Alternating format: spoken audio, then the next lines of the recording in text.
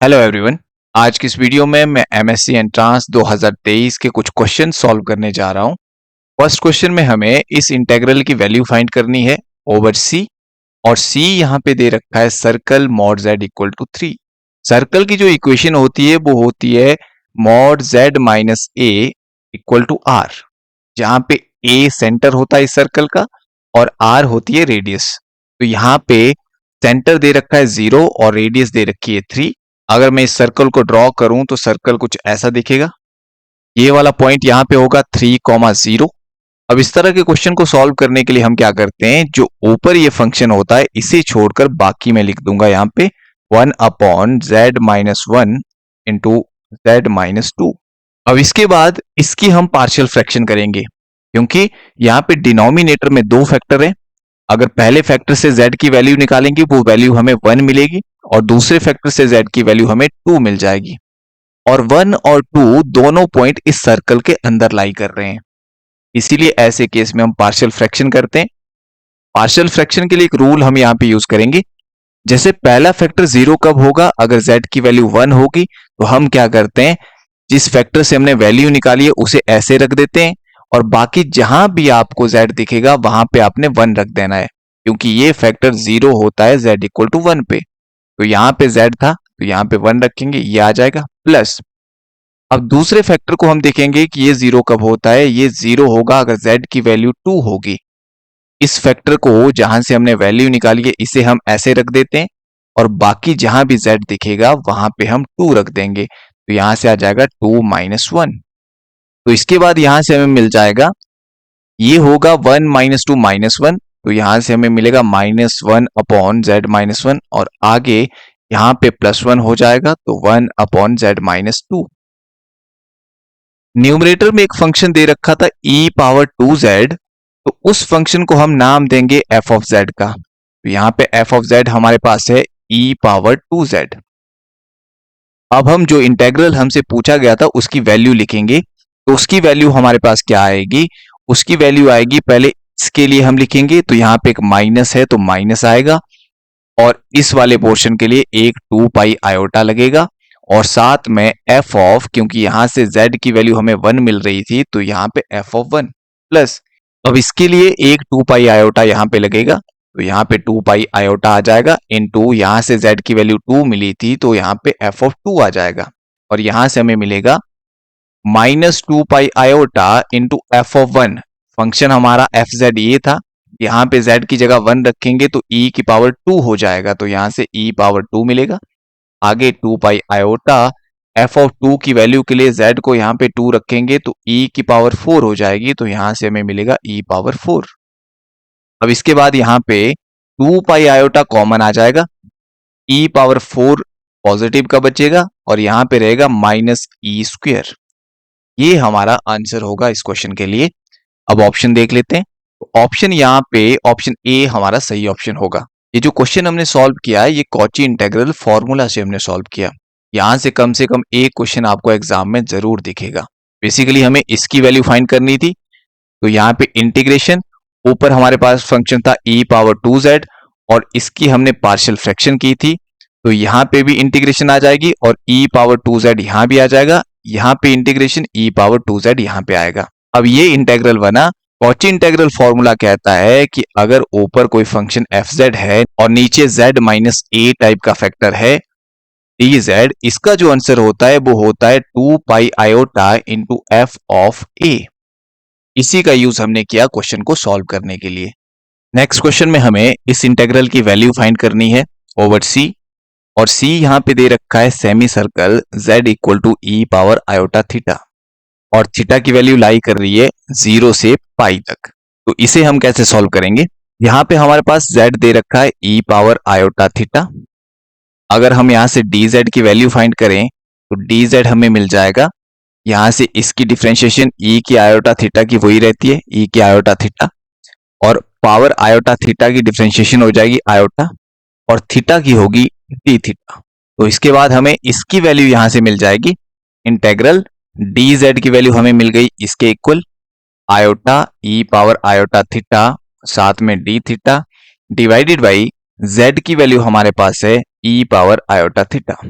अब क्योंकि पूरा क्वेश्चन थीटा में चेंज हो गया है और थीटा की लिमिट है 0 से पाई, तो यहाँ पे लिमिट रहेगी 0 से पाई।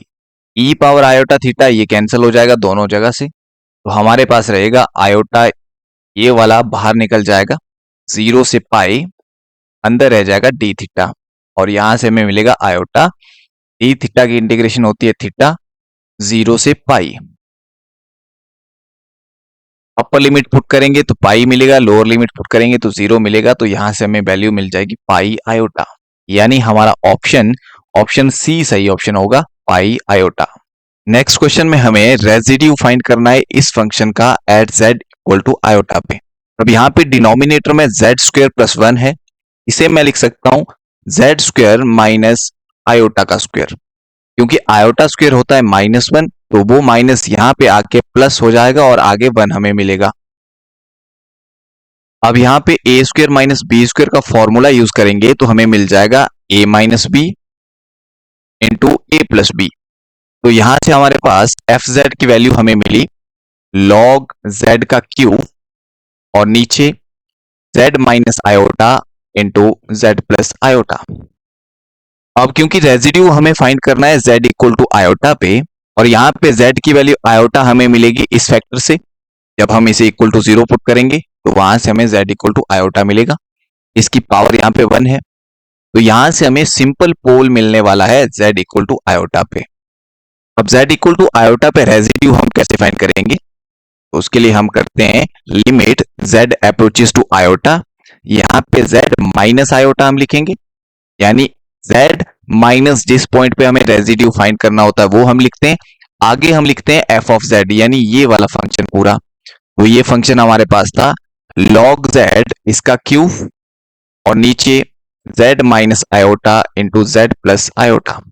यहां से z माइनस आयोटा कैंसिल हो जाएगा और हम z को पुट कर देंगे आयोटा, तो यहां से हमें मिलेगा log आयोटा इसका क्यूब अपॉन, यहां पे z की जगह आयोटा रखेंगे तो आयोटा प्लस आयोटा 2 आयोटा यहां से हो जाएगा। वैसे तो यहां से हमें रेजिड्यू का आंसर ये मिला, लेकिन ये ऑप्शन में नहीं है, इसीलिए इसे थोड़ा सा सिंप्लीफाई और करना पड़ेगा। अब आयोटा को मैं लिख सकता हूं cos pi by 2 plus iota sine pi by 2, क्योंकि cos पाई बाई 2 की वैल्यू होती है 0, साइन पाई बाई 2 की वैल्यू होती है 1, तो यहां से हमें 0 प्लस आयोटा इंटू 1 मिलेगा जो कि आयोटा के इक्वल होगा, और इसे हम लिखते हैं e की पावर आयोटा थीटा के, क्योंकि e की पावर आयोटा थीटा इक्वल होता है cos theta plus iota sine theta के, और यहाँ पे थीटा की वैल्यू, एंगल की वैल्यू है पाई बाई 2, तो यहां से हमें आयोटा की वैल्यू मिल गई e power iota pi by 2। अब दोनों साइड लॉग हम लगा देंगे तो लॉग आयोटा की वैल्यू हमें मिल जाएगी, क्योंकि यहाँ पे लॉग आयोटा था। अब लॉग यहाँ पे लगाएंगे तो लॉग से e कैंसिल हो जाएगा, तो लॉग आयोटा की वैल्यू हमें मिलेगी iota pi by 2।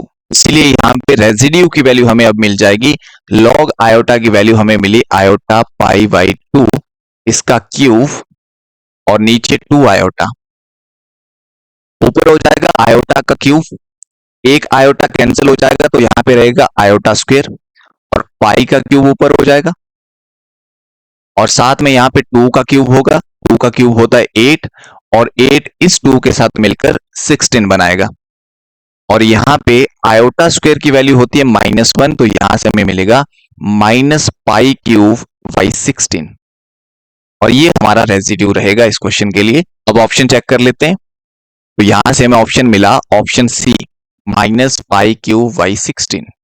Next question में हमें हार्मोनिक कॉन्जुगेट फाइंड करना है u का, और u यहां पे दे रखा है y cube minus 3x square y। अगर function f u plus iota v के इक्वल है और f एनालिटिक हो तो u का हार्मोनिक कॉन्जुगेट होता है v, तो ये v हमें फाइंड करना है। अब इसे हम कैसे फाइंड करेंगे, सबसे पहले आपने dv लिखना है, total derivative of v, vx dx plus vy dy के इक्वल।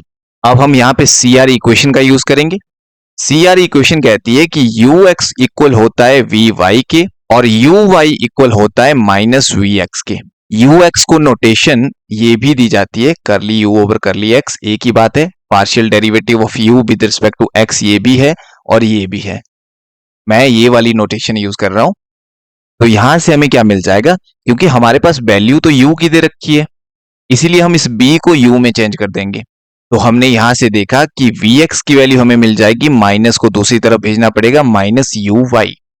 तो यहां पे मैं लिखूंगा minus uy dx plus vy की हमें वैल्यू मिल जाएगी ux, तो यहां पे हम रखेंगे ux dy। uy का मतलब है partial derivative of u with respect to y, और ux का मतलब है partial derivative of u with respect to x। तो यहां से हमें क्या मिलेगा, माइनस बाहर, uy की वैल्यू कितनी आ जाएगी, यहाँ पे u दे रखा है, y से इसे डिफरेंशिएट करना है पार्शियली, तो y क्यूब की डिफरेंशिएशन हो जाएगी 3y स्क्वायर। आगे y से पार्शियली डिफरेंशिएट करना है, पार्शियल डेरिवेटिव में x फिर कांस्टेंट हो जाता है, तो y का डेरिवेटिव y के रिस्पेक्ट में 1 आएगा, और ये 3x स्क्वायर यहाँ पे कांस्टेंट रहेगा। तो यहां से हमें मिलेगा माइनस 3x स्क्वायर, और बाहर इसके साथ था dx, और इसके बाद यहाँ पे आ जाएगा आगे प्लस ux। अब हमें x से इसे डिफरेंशिएट करना है, तो y इस केस में कांस्टेंट हो जाएगा, तो इसका डेरिवेटिव 0 आ जाएगा। आगे x से डेरिवेटिव कर रहे हैं, तो x स्क्वायर की डिफरेंशिएशन होती है 2x, और वो 2 इस 3 के साथ मिलके -6 बनाएगा, और यहाँ पे 2x होना था इसलिए एक x आएगा, और साथ में y कांस्टेंट रहेगा क्योंकि x से डिफरेंशिएशन हो रही थी, और इसके साथ आएगा आगे dy। तो ये हमें वैल्यू मिली थी डी हुई की, लेकिन हमें तो v चाहिए था, तो वो हमें मिलता है इंटीग्रेट करके। अब इसे मैं लिख सकता हूं, जैसे माइनस से अंदर में मल्टीप्लाई कर देता हूं, तो ये हो जाएगा 3x स्क्वायर पॉजिटिव का और 3y स्क्वायर नेगेटिव का, इसके साथ dx आएगा, और आगे प्लस -6xy dy आ जाएगा। और ये जो इक्वेशन बनी, ये बन गई mdx प्लस ndy टाइप की। और इसे हम कैसे सॉल्व करते हैं, इसमें हम करली m ओवर करली y और करली n ओवर करली x फाइंड करते हैं, और अगर ये इक्वल आ जाते हैं तो हम कहते हैं कि ये जो इक्वेशन होगी वो एग्जैक्ट डिफरेंशियल इक्वेशन होगी। m होता है dx के साथ वाला, m को y से डिफरेंशिएट करना है, यानी इसे y से डिफरेंशिएट करना है, तो ये वाली टर्म कांस्टेंट हो जाएगी, इसमें y है नहीं तो इसका डेरिवेटिव 0 हो जाएगा, और यहां से हमें डेरिवेटिव मिल जाएगा -6y, क्योंकि y स्क्वायर का 2y होता है, 2 3 के साथ मिलके 6 बनाता है, और बाहर माइनस है, और यहां से n को x से डिफरेंशिएट करना है, n ये है, इसे x से डिफरेंशिएट करेंगे तो x का डेरिवेटिव x के रिस्पेक्ट में 1 आएगा, तो यहाँ पे रहेगा -6y। ये इक्वल आ गए, इसका मतलब ये वाली डिफरेंशियल इक्वेशन एग्जैक्ट है। इसका सॉल्यूशन अब क्या होता है, इसका सॉल्यूशन हमें मिलता है v equal to integration of mdx, यानी ये हमें लिखना होता है, इसकी इंटीग्रेशन हम यहाँ पे करते हैं 3x square minus 3y square dx, लेकिन यहाँ पे y कांस्टेंट रहता है, y हमारा कांस्टेंट रहेगा, प्लस आगे आती है इंटीग्रेशन ऑफ n की, लेकिन n की वही टर्म आएगी जिनमें x नहीं होगा, यानी यहाँ पे वो टर्म्स आती है जिसमें x ना हो, लेकिन यहाँ पे एक ही टर्म है और इसमें x भी है, यानी यहाँ पे कोई भी टर्म नहीं आएगी, यहाँ पे 0 हम लिख देंगे। तो यहां से हमें मिल जाएगा, इसकी इंटीग्रेशन हो जाएगी 3x स्क्वायर की होती है x क्यूब बाई 3, माइनस आगे यहाँ पे 3 है, y स्क्वायर ये कांस्टेंट रहेगा पूरा, क्योंकि y यहाँ पे कांस्टेंट होता है, यहाँ पे इंटीग्रेशन होगी सिर्फ dx की और वो आ जाएगी x, और आगे कांस्टेंट ऑफ इंटीग्रेशन c, 0 की इंटीग्रेशन 0, यहां से 3 से 3 कैंसिल होगा, तो हमारे पास रहेगा x cube minus 3y square x plus c। अब ऑप्शन देख लेते हैं, तो यहां से हमारा ऑप्शन ए सही ऑप्शन होगा, x cube minus 3xy square plus c। Next question group theory का क्वेश्चन है। क्वेश्चन कह रहा है, let a cyclic group G of order 8 is generated by A, then its generators are. एक cyclic group G दिया है जिसका order हमारे पास दिया है 8 के इक्वल, और इसका एक जनरेटर दिया है A। हमें बताना है कि इसके और कौन कौन से जनरेटर होंगे। पहले मैं आपको शॉर्ट ट्रिक बता देता हूं इसकी। A की वो पावर k जनरेटर्स होंगे जिनके लिए GCD ऑफ k,8 हमारा 1 के इक्वल होगा। GCD यानी ग्रेटेस्ट कॉमन डिवाइजर। पहले ऑप्शन में हम देखेंगे तो यहाँ पे पावर 2 दे रखी है, और 2 और 8 का GCD होता है 2। सबसे बड़ा वो नंबर जो इन दोनों को डिवाइड करता है वो 2 है, तो इनका GCD क्योंकि 2 होता है, हमें GCD 1 चाहिए तो ये ऑप्शन हमारा कैंसिल हो जाएगा। ऑप्शन सी में यहाँ पे पावर 4 दे रखी है और 4 और 8 का GCD ग्रेटेस्ट कॉमन डिवाइजर, सबसे बड़ा वो नंबर जो इन दोनों नंबर को डिवाइड करता है वो होता है 4। हमें GCD 1 चाहिए होता है, इसलिए ये ऑप्शन भी कैंसिल हो जाएगा। और यहाँ पे भी a पावर 4 a स्क्वायर दे रखा है, तो GCD यहाँ पे भी 1 नहीं आ रहा है, तो ये ऑप्शन भी कैंसिल हो जाएगा। अब हमारे पास एक ही ऑप्शन रहा, तो ये ऑप्शन हमारा सही ऑप्शन होगा। अब ऐसा होता क्यों है, यहाँ पे ग्रुप का जनरेटर दे रखा था a और ग्रुप का ऑर्डर दे रखा था 8। मान लो a की पावर k भी जनरेटर है, तो जनरेटर वो होते हैं जिनका ऑर्डर ग्रुप के ऑर्डर के इक्वल होता है। यानी a की पावर k जनरेटर अगर है तो इसका ऑर्डर फिर ग्रुप के ऑर्डर के इक्वल होना चाहिए, यानी 8 के इक्वल होना चाहिए। अब ऑर्डर ऑफ a की पावर k फाइंड करने का एक फॉर्मूला हमारे पास रहता है, वो होता है ऑर्डर ऑफ a ऊपर आता है डिवाइडेड बाई नीचे आता है k comma order of a का GCD।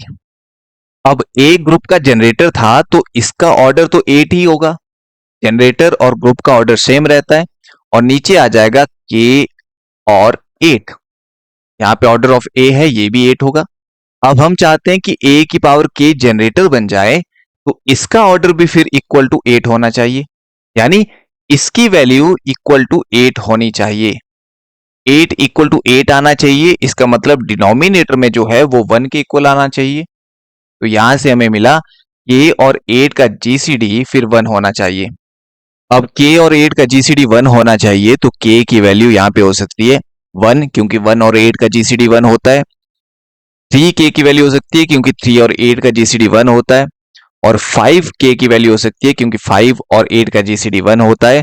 और k की वैल्यू 7 हो सकती है क्योंकि 7 और 8 का GCD 1 होता है। तो यहां से a की पावर आ जाएगी 1, a की पावर 3, a की पावर 5, a की पावर 7।